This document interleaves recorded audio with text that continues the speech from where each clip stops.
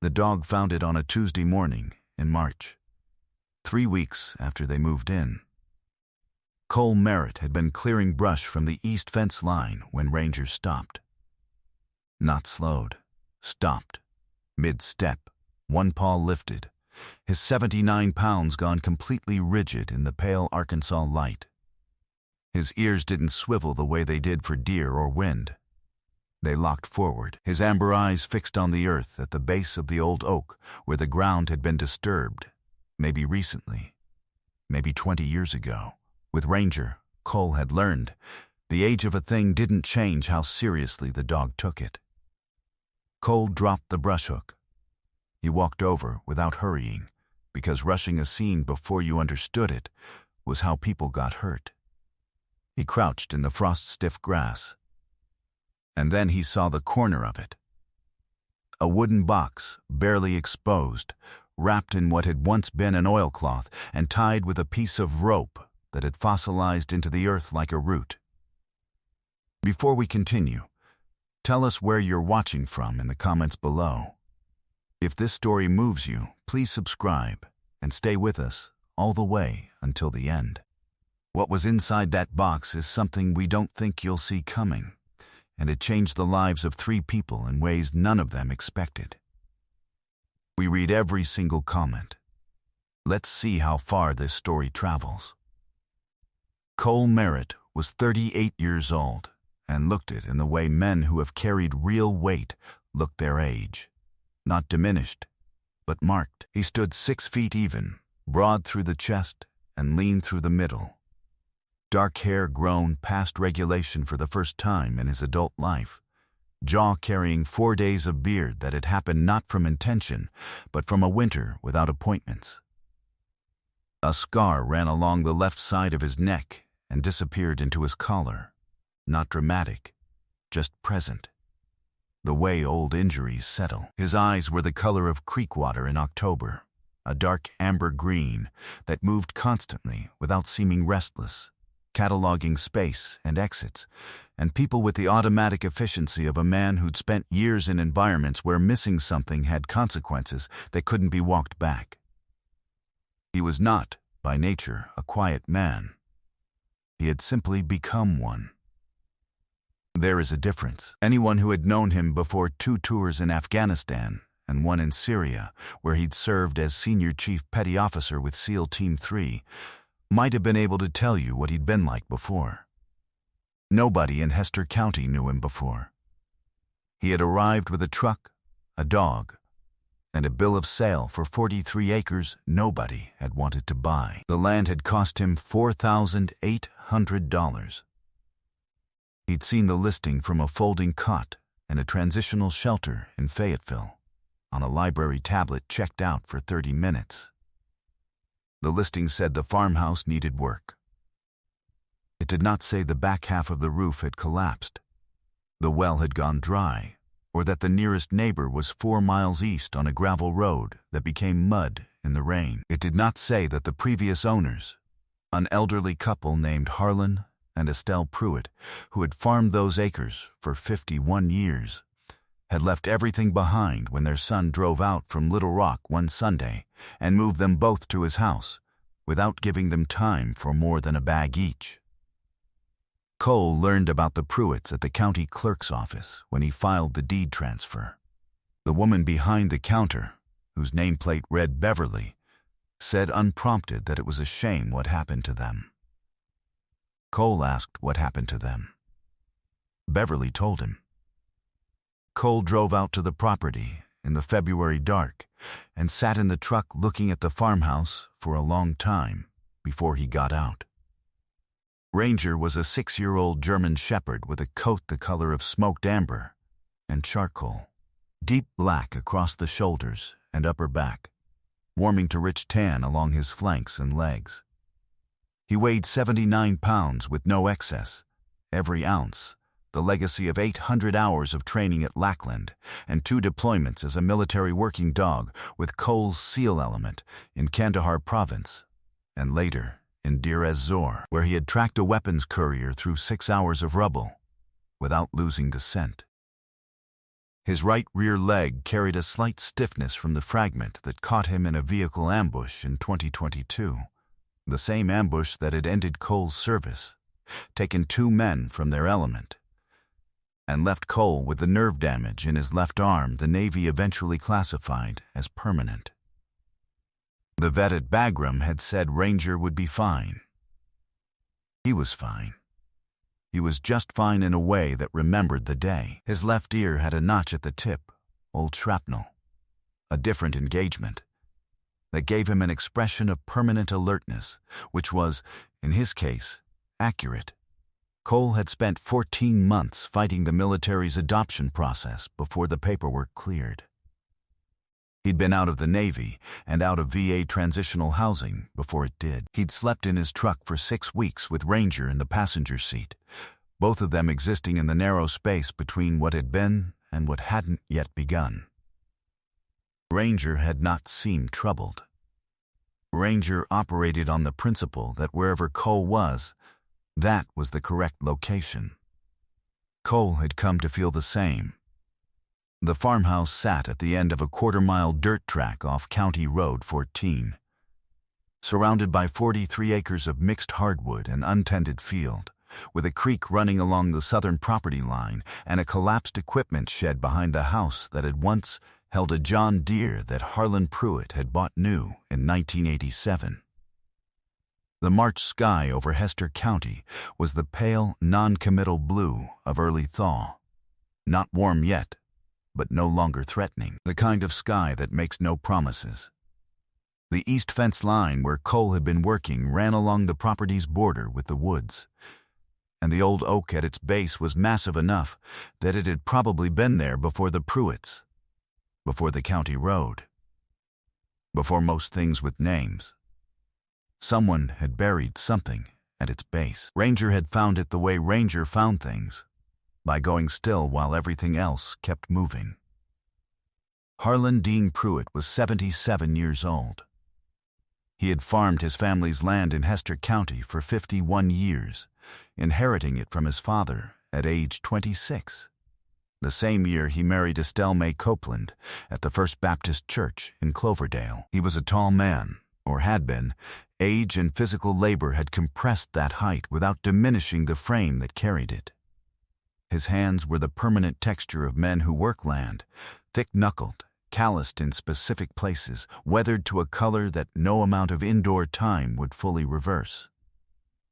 He did not complain. He had grown up in a tradition that understood suffering as weather, something that came, something you worked through, something you did not inflict on others by announcing. Estelle Pruitt was 74. She had grown strawberries on the south quarter of the farm since 1981 and sold them at the Cloverdale Farmers Market every summer, until her knees made the standing too difficult. She knew the name of every plant that grew on the property, wild and cultivated, in a way that Cole would eventually come to understand was not merely knowledge, but a form of devotion. She kept a journal, had kept one every year since she was 19. When Kevin had put them in the car that Sunday in November and driven them to Little Rock, she had taken one bag. Inside it, the journal from that year and a photograph of Harlan in 1973 in the East Field, hand on the hood of the John Deere, grinning. She had left 50 years of journals in the farmhouse. She hadn't told Kevin. She hadn't told Harlan, because telling Harlan would have made him try to go back, and going back was not something they could do. Kevin Pruitt was 49 years old, and his relationship with the farm was the relationship of a man who had grown up wanting something his parents' life couldn't offer, and had spent 30 years constructing a distance from that origin he'd come to call self-determination. He worked commercial real estate in Little Rock. He was not a cruel son. He was a son who had made decisions about his parents' lives with the efficiency of a man accustomed to transactions, who had told himself that moving them into his house was the responsible choice, without spending much time asking what responsible meant to them. The farm had sat empty since November. Kevin had listed it in January and priced it to move. Cole had bought it in February. Kevin had cashed the check without driving out one more time. He had not told his parents who had bought it or for how much. They hadn't asked. They had learned, by then, not to ask about the farm. Cole had learned about the journals from Beverly, who had it from her cousin's wife who attended First Baptist with Estelle. Estelle had left most of her personal things behind. Kevin hadn't cleared the house before the sale. Cole had gone back to the farmhouse and walked the interior with the attention he gave to things that mattered. The house smelled of old wood, cold, and something beneath both. Coffee, maybe, or the memory of it, embedded in 50 years of mornings. The journals were in a cedar chest in the back bedroom, 41 of them, dated consecutively from 1974 to the previous November. He hadn't read them. He'd closed the chest, sat on the edge of the bed with Ranger pressed against his leg, and thought about what it meant that they were still here. He'd been in the middle of figuring out what to do about it when Ranger found the box. Cole pulled on his work gloves and worked the box loose from the earth carefully. It was roughly the size of a bread loaf, wooden. The oilcloth still mostly intact, though cracked along the fold lines. The rope came off in pieces. He carried it to the truck and opened it in the passenger seat, with Ranger watching from outside the window, breath fogging the glass. Inside the cloth was a tin box. Inside the tin box was a sealed plastic bag. Someone had thought ahead. Someone who wanted what was in here to survive the earth and the time. Inside the bag was an envelope. Cole recognized the handwriting on the front as the same hand that had written 51 years of journal entries in the cedar chest in the back bedroom. The envelope was addressed, in Estelle Pruitt's deliberate cursive, to whoever finds this on our land. He sat with it in his hands for a moment. Then he opened it. He drove to Little Rock the following morning. He'd called Beverly at the clerk's office, who had Kevin's contact information from the deed transfer, and agreed, with very little persuasion, to share it. He'd called Kevin from the farmhouse landline and told him he'd purchased the property in February and found some of his parents' belongings during clearing and would like to return them in person. Kevin had been polite and slightly cautious, the manner of a man who couldn't yet tell whether a situation was going to cost him something. Cole hadn't mentioned the box. He'd said only that he had some things that belonged to his parents. Kevin had said tomorrow worked. Ranger rode in the passenger seat, with his eyes on the road. Ears tracking the radio, Cole had turned low. They drove through the hill country into the flat, widening land around the river, morning light turning the fields gold at the edges. Cole had not been to Little Rock before. He followed the GPS to a neighborhood of large houses and drove until it stopped him in front of one with a 2-car garage and a late-model truck outside. He was not angry at Kevin Pruitt. He understood Kevin Pruitt the way he understood a lot of people, as someone whose choices had made sense inside their own frame, without ever being required to see outside it. What Cole wanted was not to make Kevin understand something. What he wanted was to see Harlan and Estelle. Kevin answered the door in slacks and a button-down and looked at Cole with the neutral expression of a man calibrating. He looked at Ranger with the different expression of someone calculating whether the dog was a problem. Ranger sat at Cole's left knee and looked at nothing in particular in the way he looked at things he was giving thorough attention to. "You said you had some things," Kevin said. "I do," Cole said. "I was hoping to give them to your parents directly, if they're here." A pause. Something shifted in Kevin's face that he managed quickly. "They're here," he said. "Come in." They were in the kitchen. Harlan was at the table with a coffee mug in his hands, and Estelle was at the counter with her back to the door. And when she turned around and saw Cole, she had the expression of a woman preparing to be politely managed. Then she saw Ranger. and the expression changed into something else entirely. Not fear, not excitement, but a recognition of the kind Cole had seen occasionally in people who had spent their lives around working animals and understood immediately what they were looking at. "Who are you?" Harlan said. Not unfriendly. "Measuring, I bought your farm in February," Cole said. The kitchen went quiet in the particular way of a room where everyone is trying to find their footing. Kevin, who had followed them in, opened his mouth once and closed it. "I've been working on the house," Cole said. "The roof is mostly patched. The well needed a new pump, which is in. The east fence line needs another week." He paused. "3 weeks ago, my dog found something buried at the base of the old oak along the east property line." He set the tin box on the table. He set Estelle's envelope beside it. He watched Estelle put her hand over her mouth. "I didn't read past the first paragraph," Cole said, which was true. The first paragraph had told him enough. "I don't think it's mine to read." Estelle sat down.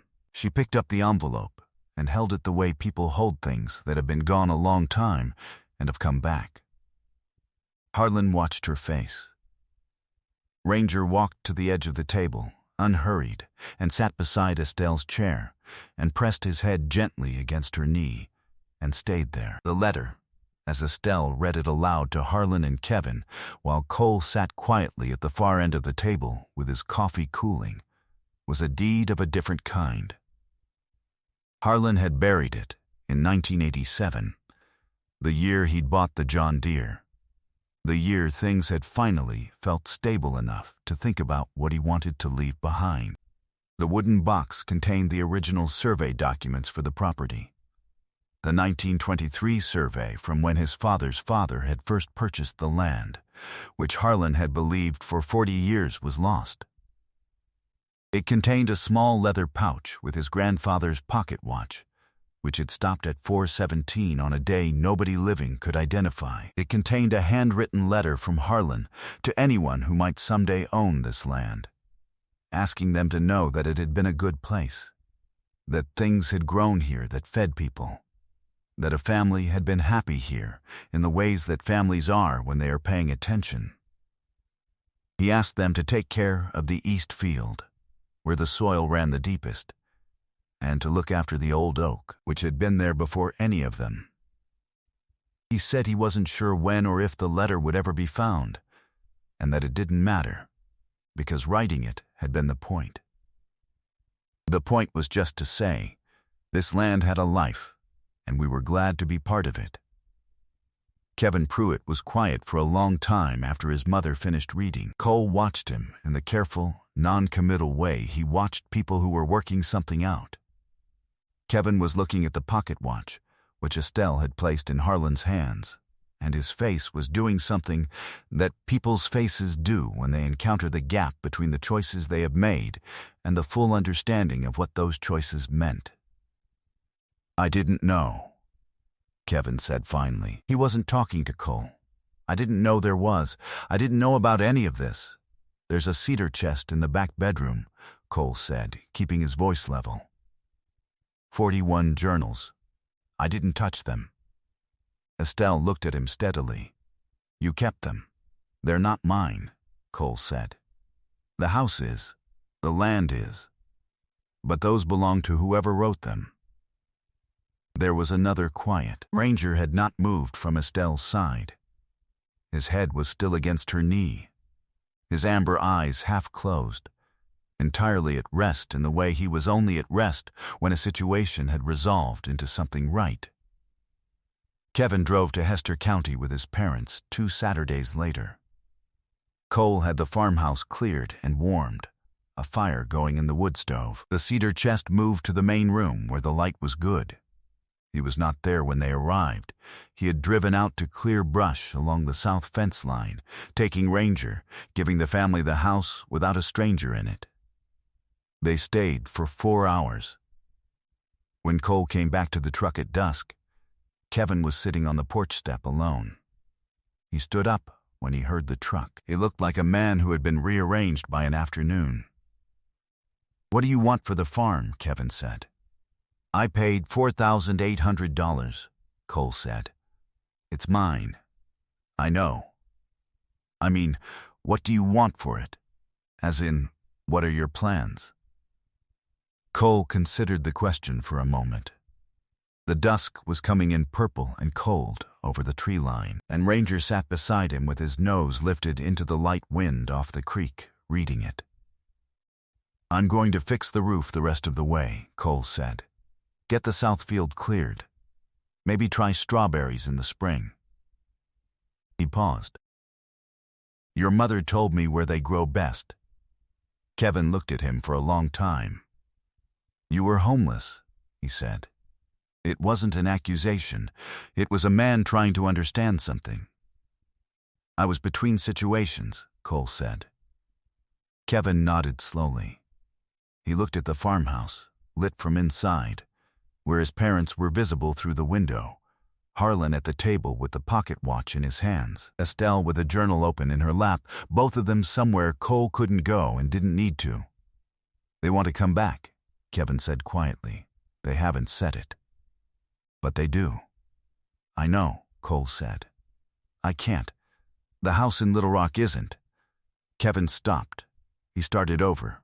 "My father needs medical care that Cloverdale doesn't have." "I know," Cole said. Kevin looked at him.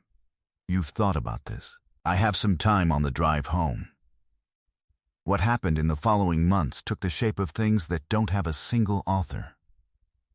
Kevin found a skilled nursing facility in Fayetteville, 40 minutes from the farm, with a staff Harlan's cardiologist approved.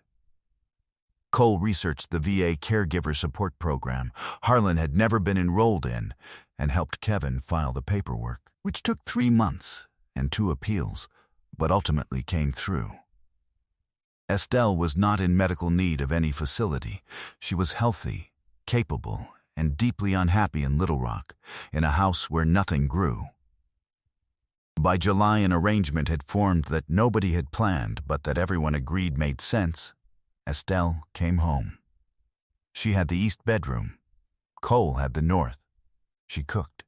He fixed things. They ate together at the kitchen table most evenings and did not talk more than necessary, which turned out to be exactly enough. Harlan came on weekends through the summer. Kevin came monthly and stayed the whole weekend without his phone, which Estelle considered a significant improvement. Cole replanted the Southfield strawberry beds in late April using starts that Estelle had ordered from a catalog she'd kept at Kevin's house in Little Rock, annotated in her handwriting with notes from previous seasons. She walked the rows with him in the May light, showing him the soil depth she needed, the drainage lines, the places the deer came through.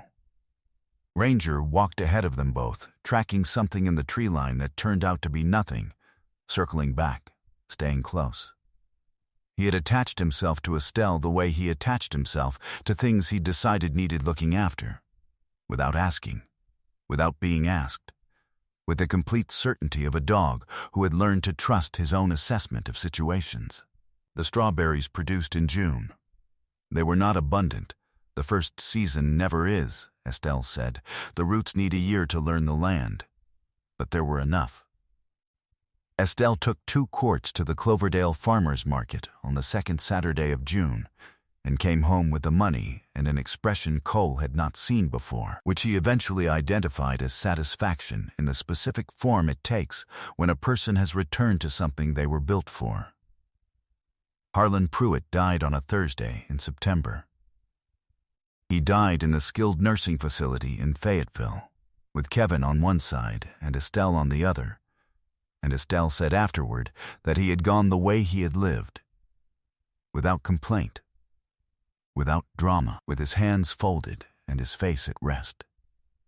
He was buried in the Cloverdale Cemetery, in the plot his parents had purchased in 1961, and on the Sunday after the burial, Cole drove Estelle to the old oak along the east fence line, and they stood there together for a while, without saying much. Ranger sat at the base of the tree where the earth had been disturbed and refilled and had settled back to smoothness, and he put his nose to the ground once, and then he sat up and looked at the field, and his tail moved in one slow, certain arc.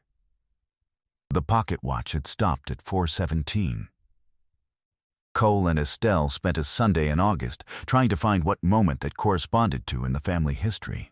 Going through dates and old photographs, the journals Estelle now read in the evening. They never found an answer. Estelle eventually said that maybe it didn't need one. It had just stopped, the way things stop. And what mattered was that Harlan had kept it all those years, buried it, intended it to be found. She said she thought Harlan had always known someone would come to this land who would understand what it was. Cole said he wasn't sure he'd known that about himself. Estelle looked at him the way she looked at the strawberry rose, with patience, with the long view.